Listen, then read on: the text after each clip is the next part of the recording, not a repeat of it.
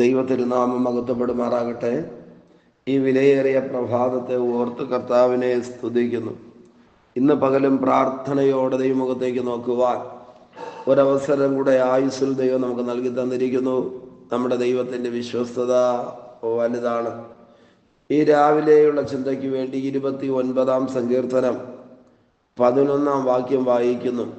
സങ്കീർത്തനങ്ങൾ 29-ന്റെ-11-ാം വാക്യം. യഹോവ തൻ്റെ ജനത്തിന് ശക്തി നൽകും. യഹോവ തൻ്റെ ജനത്തെ സമാധാനം നൽകി അനുഗ്രഹിക്കും. പ്രിയരെ, അനുഗ്രഹിക്കപ്പെട്ട ഈ വചനത്തിൻ്റെ നന്മകൾ പ്രാപിക്കേണ്ടതിന് ഇന്ന് പകൽ ഹൃദയങ്ങളെ തുറന്ന് ദൈവപാദപീഠത്തോടെ നമുക്ക് അടുത്തു വരാം. വചനം ജീവിതത്തിൽ ഗുണമായി തീരട്ടെ, അനുഗ്രഹമായി തീരട്ടെ. കൊതിയോടെ ദൈവപാദപീഠത്തോട് ഇന്ന് രാവിലെ അടുത്ത് വരാം. ഈ വാക്യത്തിനകത്ത് സങ്കീർത്തനക്കാരനായ ദാവീദ് പറയുന്നത്, യഹോവ തൻ്റെ ജനത്തിന് ശക്തി നൽകും. ഇന്ന് പ്രഭാതത്തിൽ ബലഹീനരായിട്ട് മുൻപോട്ട് പോകുവാൻ, ജീവിതയാത്ര തുടരുവാൻ ശക്തിയില്ലാതെ തളർന്ന് ക്ഷീണിച്ച് ഭയപ്പെട്ട് പ്രതികൂലങ്ങളും പ്രതിസന്ധികളും മുൻപിൽ വന്നിട്ട് എന്ത് ചെയ്യണമെന്നറിയാതെ ബലഹീനപ്പെട്ടിരിക്കുന്ന ആരെങ്കിലും ഉണ്ടെങ്കിൽ ഈ വാക്യത്തിനകത്ത് എഴുതിയിരിക്കുന്നത്, ദൈവം തൻ്റെ ജനത്തിന് ശക്തി നൽകുമെന്ന്. ആമേൻ. എന്തിനാ ശക്തി നൽകുന്നത്? ശത്രുവിനെ പരാജയപ്പെടുത്തേണ്ടതിന്, മുൻപിലേക്ക് പോകേണ്ടതിന്, വിജയം പ്രാപിക്കേണ്ടതിന്. ഒരിക്കൽ ഗിദെയോനോട് ദൈവദൂതൻ പറഞ്ഞു, നിന്റെ ഈ ബലത്തോടെ പോകാം. ബലഹീനപ്പെട്ടിരിക്കുന്ന സമയങ്ങൾ, മുൻപിലേക്ക് പോകാൻ പറ്റാത്ത അവസ്ഥകൾ, ചുറ്റുപാടും പ്രശ്നങ്ങൾ. ആമേൻ.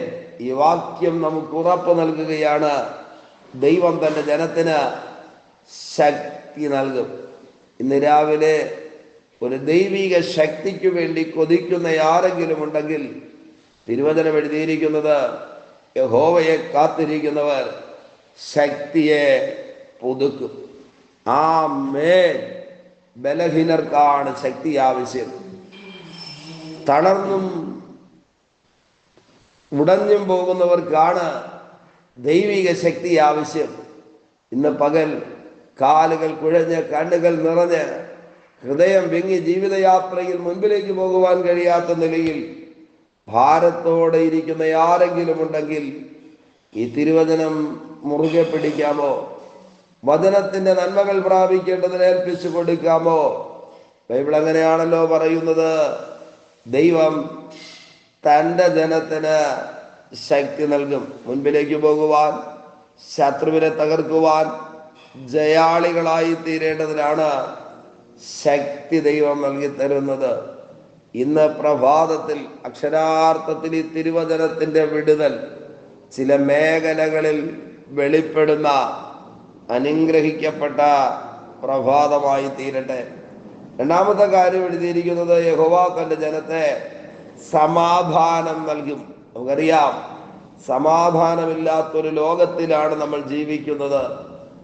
ഏത് മേഖലയെടുത്ത് പരിശോധിച്ചാലും അസ്വസ്ഥമായി കൊണ്ടിരിക്കുകയാണ്. പലപ്പോഴും സമാധാനത്തിനും സന്തോഷത്തിനും വേണ്ടി മനുഷ്യൻ തിരഞ്ഞെടുക്കുന്ന വഴികൾ വലിയ പ്രതിസന്ധികളിൽ ചെന്നവസാനിക്കുകയാണ്.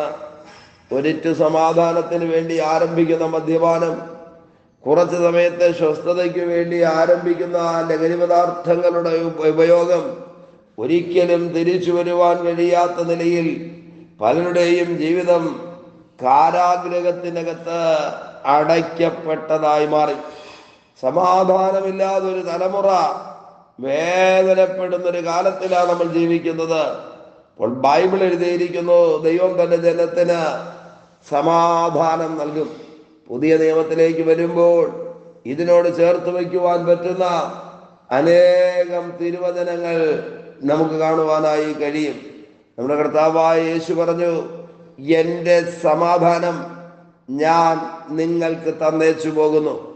ഏതെങ്കിലും ഒരു വിഷയത്തിനകത്ത് മനസ്സ് കലങ്ങി ആകുലതയോടെ ഈ പ്രഭാതത്തിൽ നിങ്ങൾ ഉണർന്നെഴുന്നേറ്റെങ്കിൽ എന്തു ചെയ്യുമെന്നറിയാത്ത അസ്വസ്ഥപ്പെടുന്ന അവസ്ഥകൾ, ഹൃദയം കലങ്ങി മറിയുന്ന അനുഭവങ്ങൾ യേശുവിൻ നാമത്തിൽ ഇന്ന് പകലത് മാറിപ്പോയി ദൈവിക സമാധാനം കൊണ്ട് നിറയപ്പെടുവാൻ, ദൈവിക സ്വസ്ഥത കൊണ്ട് നിറയപ്പെടുവാൻ ദൈവം കൃപ ചെയ്യട്ടെ.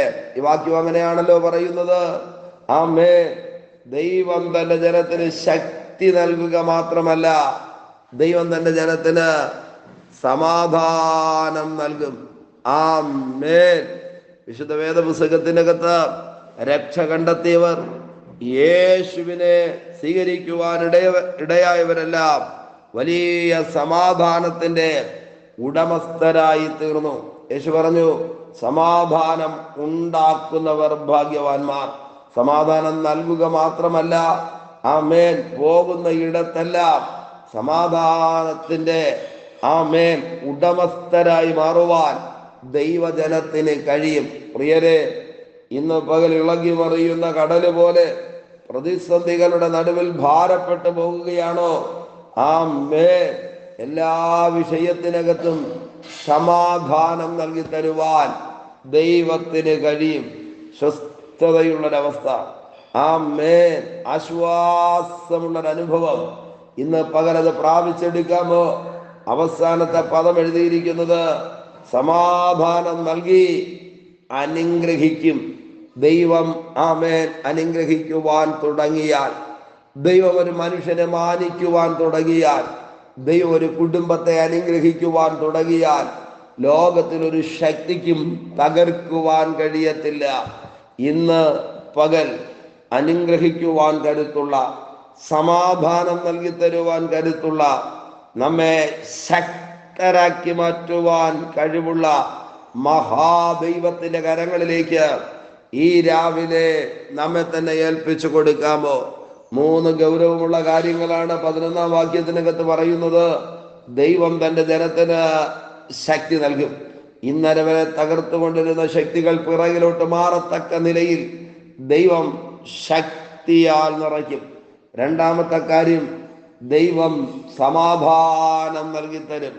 3-ാമത്തെ കാര്യം എഴുതിയിരിക്കുന്നത്, ദൈവം തന്റെ ജനത്തെ അനുഗ്രഹിക്കും. ആമേൻ. എത്ര തകർന്ന അനുഭവത്തിലും അനുഗ്രഹിക്കുവാൻ കഴിയുന്ന ദൈവം, എല്ലാ വാതിലുകളും അടഞ്ഞിരിക്കുമ്പോഴും അതിൻ്റെ നടുവിൽ അനുഗ്രഹിക്കുവാൻ കഴിയുന്ന ദൈവം, ഒരു സാധ്യതയുമില്ലെന്ന് ലോകം പറയുമ്പോൾ ആമേൻ, ആ സാധ്യതകളുടെ മുൻപിൽ അനുഗ്രഹിച്ചുയർത്തുവാൻ കരുത്തുള്ള മഹാദൈവം ഇന്ന് പകൽ പ്രിയരെ ഈ തിരുവചനം ഹൃദയം കൊണ്ട് ഏറ്റെടുത്ത് ഈ ദിവസത്തിന്റെ നന്മയ്ക്കും അനുഗ്രഹത്തിനും വിടുതലിനും വേണ്ടി പ്രാർത്ഥിക്കാമോ ദൈവത്തോട്? 3 കാര്യങ്ങൾ ഇന്ന് രാവിലെ നമ്മുടെ ജീവിതത്തിൽ നടക്കട്ടെ. ശക്തി നൽകുന്ന ദൈവം, സമാധാനം നൽകുന്ന ദൈവം, അനുഗ്രഹിക്കുന്ന ദൈവം. ആമേൻ. അനുഗ്രഹത്തിന് വേണ്ടി പല വാതിലുകൾ മുട്ടി പരാജയപ്പെട്ടു പോയവരാണോ?